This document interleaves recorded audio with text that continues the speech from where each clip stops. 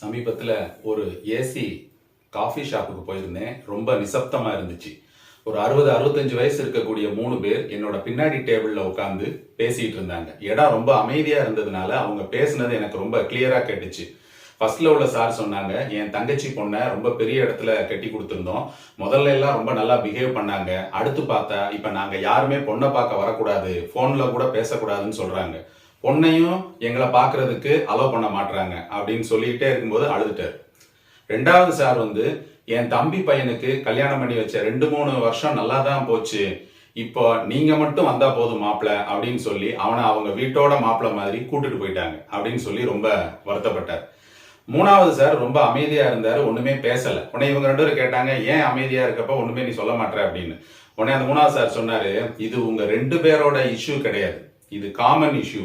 சொசைட்டில இப்ப இதுதான் நடந்துட்டு இருக்கு, இதுதான் பெரிய பிரச்சனையா ஓடிட்டு இருக்கு.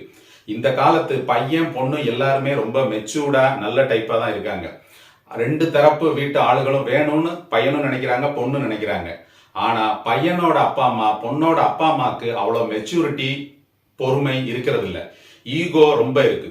ஒரு தரப்புக்கு மட்டும் அந்த மெச்சூரிட்டி பொறுமை இருந்தா பத்தாது, 2 தரப்புக்குமே அது வேணும். அது இல்ல, அதுதான் இப்ப பெரிய பிரச்சனையே. பையன் மட்டும் வந்தா போதும், பொண்ணு மட்டும் வந்தா போதும் அப்படின்னா சொந்த பந்தம் எதுவுமே இல்லாம, அப்பா அம்மா அண்ணன் தம்பி அக்கா தங்கச்சி யாருமே இல்லாம எத்தனை பேர் இருக்காங்க, நல்லா படிச்சு நல்ல வேலையில இருக்காங்க. அவங்கள கல்யாணம் பண்ணி வைக்கலாம்ல, பண்ண மாட்டாங்க.